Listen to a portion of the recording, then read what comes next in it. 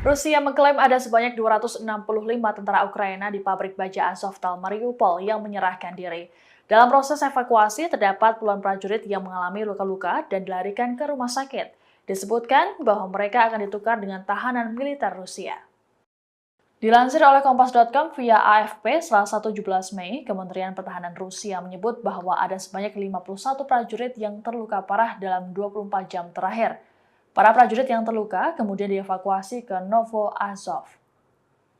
Menurut Wakil Menteri Pertahanan Ukraina, Hanna Maliar, ada sekitar 53 tentara dibawa ke rumah sakit di kota yang dikuasai oleh Rusia, sekitar 30 mil dari Mariupol. Sedangkan sebanyak 211 orang dibawa ke Olenivka melalui koridor kemanusiaan. Maliar menyebut nanti para prajurit Ukraina ditukar dengan tahanan militer Rusia.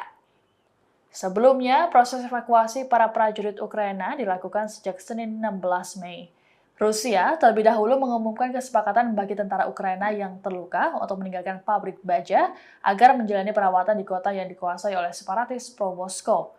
Hingga Senin malam, terdapat 5 bus yang meninggalkan pabrik baja Azovstal. Staf Umum Angkatan Bersenjata Ukraina mengatakan di Facebook, Komandan Militer Tertinggi memerintahkan komandan unit yang ditempatkan di Azovstal untuk menyelamatkan nyawa personel. Presiden Ukraina Volodymyr Zelensky berharap agar pasukannya dapat kembali secara hidup-hidup. Saat ini, kota Mariupol telah dikuasai oleh Rusia.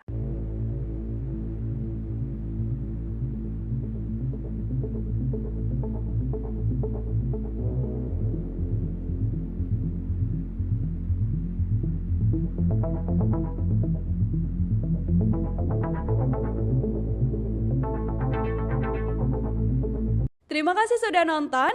Jangan lupa like, subscribe, dan share ya.